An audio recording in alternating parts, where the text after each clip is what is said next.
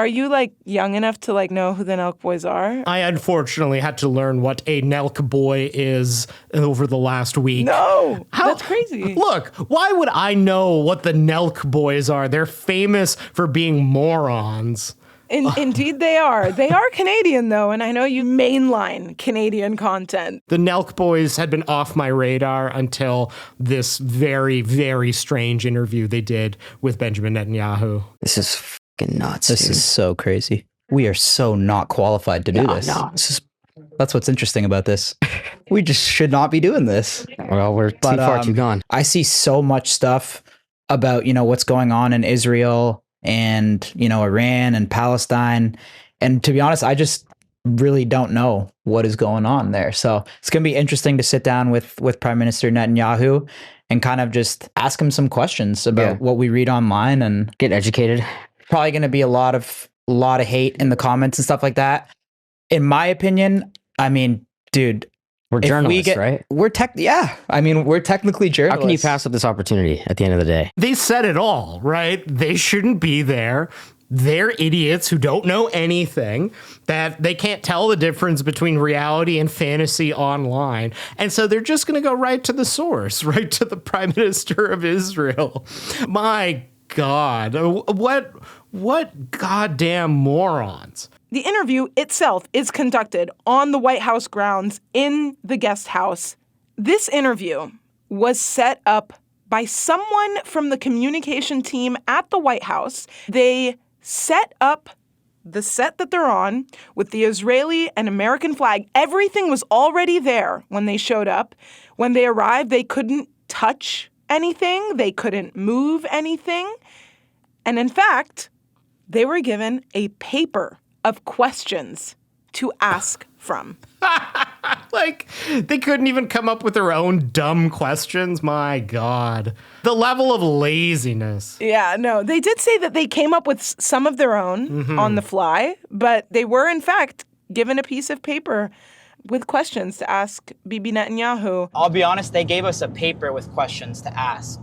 They gave us a script to ask, but we didn't really follow it. It was not the heated exchange that, actually, I don't think anyone expected it to be a heated exchange. The NELK Boys didn't hold Bibi Netanyahu to account. They didn't delve into the judicial coup that had taken place in Israel before. They didn't talk about the ins and outs of the Oslo process. I'm shocked, frankly. They did push back once, Archie, on a very important subject matter. What's your go-to at McDonald's? No, I'll tell you, Burger King. We did the double, Whopper? I haven't ripped Burger King in a long time. Burger King kind of sucks. Yeah. No, the you're wrong. BK Lounge can hit. I disagree completely. You like Burger King over McDonald's? That's your worst take, I think. Absolutely. That's a crazy take. No, that was fine. I mean, I like Burger King. The answer is yes. That's your worst take, quote. Yeah. I do think this interview in some ways can be interesting to watch and can be revealing, unintentionally so. Not in the way that the NELK Boys intended, but I did get a few things out of it. Tell me. The White House and stuff, like how has it evolved over the years? I think there's never been a friend like Donald Trump in the White House for Israel. You guys are very tight, right? Would you call it a bromance?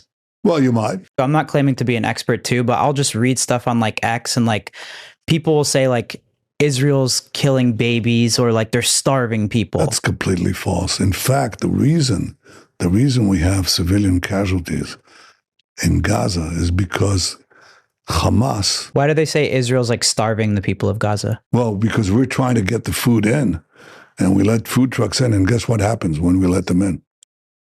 Hamas steals the food. First off, just how fluent Bibi Netanyahu is in the language of the American right. Oh, yeah. He's like a fish in water. I think he's a remarkable leader. I think he's changing history. He said he'll make America great again. He's already done it. He's very, very good at hitting all the points that the American right likes to hit. And he talks in a language that's very, I think, familiar, very American. You know what they want? Freedom. They want their freedom. Israel is a paragon of freedom in an area that doesn't exactly enjoy freedom. And obviously, Netanyahu spent some formative years in the United States in the 1970s. He has very strong ties to America, so that shouldn't be totally surprising. But how MAGA Netanyahu is, I don't think I'd really seen that before, even though I kind of intellectually knew that about him, or at least how he's able to portray that to the United States. They burn American flags. They're anti-American. They're not MAGA. They're not supporters. That was something that I found interesting, but it's not like it was the kind of NELK boys that brought that out, right? They didn't understand that in any way, shape, or form. But yeah, also, yeah, his Burger King take is wrong. It's not the most wrong thing he said, but it is wrong.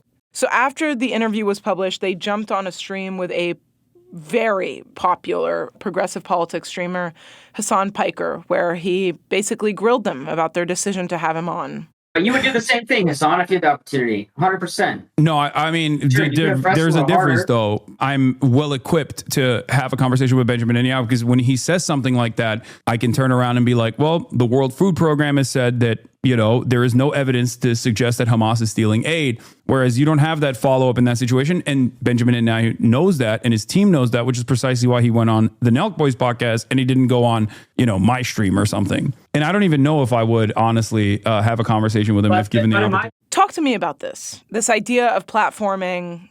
Look, I find platforming, quote unquote, discourse really frustrating. Same. And I think it can be really misleading in a lot of ways. And we have to understand the distinction between journalists and just content creators. Like the NELK Boys are not journalists. Even someone like Hassan Piker, who I quite like, and I watch his streams, I don't think he would self-identify as a journalist. Yeah. Journalists are people who have a responsibility to ask tough questions of people in power, of actually going into interviews, knowing what the hell they're talking about. I've interviewed all kinds of odious people, but what you shouldn't do as a journalist or even as a kind of shitty content creator like the NELK Boys is just become a mouthpiece for propaganda. I mean, they were used. And Hassan points that out, I think, quite explicitly. And even the NELK Boys end up basically agreeing with him. This, I don't think, has worked out very well either for them or for Benjamin Netanyahu. But yeah, of course I would interview Bibi Netanyahu if I had a chance. I'm sure you would as well. Of course I would. The difference is we would be prepared. If I had a chance to interview Netanyahu, my God, the amount of research I would have to do in order to be ready for that. But it is the kind of necessary thing. If you have a world leader like that who is driving events in the Middle East, who is responsible for so much suffering that is taking place, you do have to have journalists that try to hold these people. It's your obligation as a journalist. Yeah. And the thing is, nowadays, leaders like Netanyahu don't have to do interviews with journalists. They talk to absolute dumbasses like the NELK Boys instead in the framing of journalism. It has the gloss of journalism. It looks like an interview, but it's nowhere close to that. After it happened, they were like, you know what? Like, we're going to have people from the opposite side. And their idea of balance was people like Nick Fuentes and Myron Gaines, who are like these ultra right-wing Nazis. Yeah. Like, they hate Netanyahu because he's a Jew, right? Exactly. Like, they are anti-Israel because they're actual anti-Semites. It's crazy. So yeah, that's their idea of balance. You should be yelling at the NELK Boys for doing this.